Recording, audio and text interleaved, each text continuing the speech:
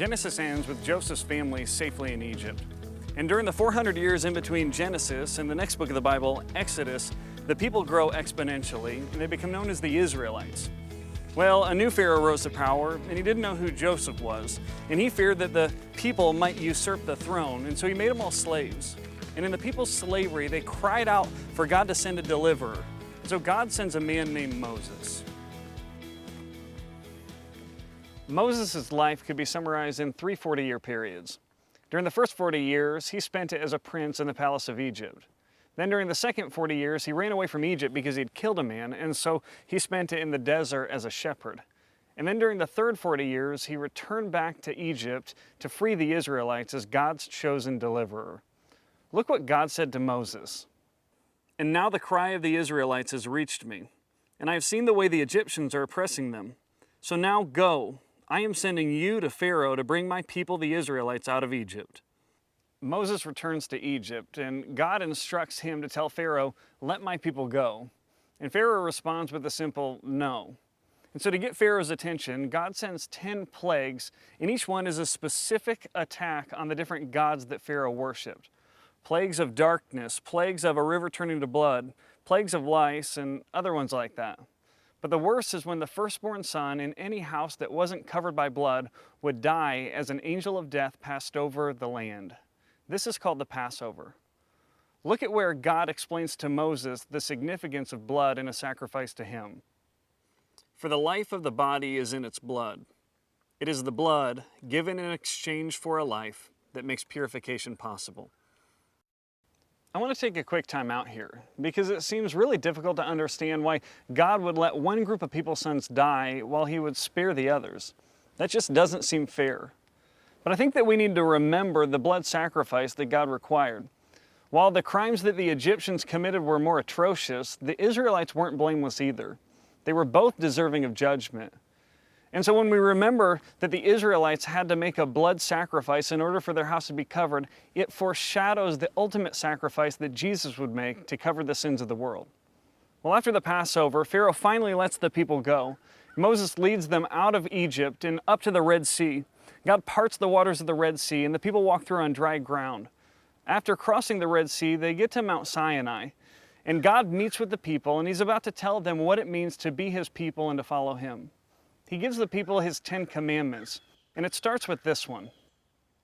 "I am the Lord your God, who rescued you from the land of Egypt, the place of your slavery. You must not have any other God but me." God also shows them how to build a portable temple called a tabernacle. This is where God would dwell in the middle of the people and where the people would go to meet with him. He also appointed different Levites and priests who would serve in the tabernacle, and they would officiate the different offerings and feasts that the people would participate in. Well, after a year at Mount Sinai, Moses gathers all the people together and then begins leading them on the journey to the Promised Land, the land that God had promised to Abraham. The journey should have only taken about 11 days, but the people stopped at a place called Kadesh. While they were there, they sent out 12 spies to check out the land. The spies came back with good news and bad news. The land is perfect, but it's inhabited by fierce warriors and men that seem like giants. Well, fear spread throughout the people, and they ultimately decided that they couldn't trust God to bring them there safely. It was just too dangerous. And because of their lack of faith, God had them wander in the wilderness for another 40 years. God said, "Not one of these people will ever enter my land. They have all seen my glorious presence and the miraculous signs I performed both in Egypt and in the wilderness, but again and again they have tested me by refusing to listen to my voice. They will never even see the land I swore to give their ancestors. None of those who have treated me with contempt will ever see it."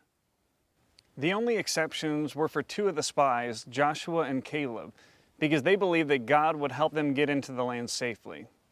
I know in my life, there are times where I'm certain that God is telling me to do something specific, but I don't do it.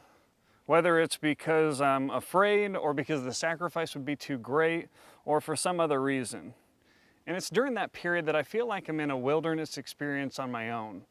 I'm living and working and breathing, but at the same time, I'm not making any progress. I'll talk with people and they'll tell me about a specific period in their life where they're certain God was telling them to do something, but they didn't do it. And then they'll talk about later how they finally were obedient to what God told them to do. And they say this to me, almost every one. It feels like I was wasting a part of my life up until now. Just like the Israelites, God always gets us to where we need to be. But just like the Israelites, our obedience can determine whether that takes a few days or a few decades. God's story of the people of Israel isn't just a story about a people 4,000 years ago. It's our story too. You know, we've all been in a wilderness experience at one time or another. Maybe it was brought on by a sudden difficult situation, or maybe disobedience on our part. But it's during those times that life was really hard, our faith was tested, and we went back and forth on trusting God and not trusting Him, just like the Israelites did. In your group, talk about, have you ever gone through a wilderness experience, and how'd you do so? Or do you know someone who's gone through a wilderness experience and came out stronger by faith? Talk about that in your group.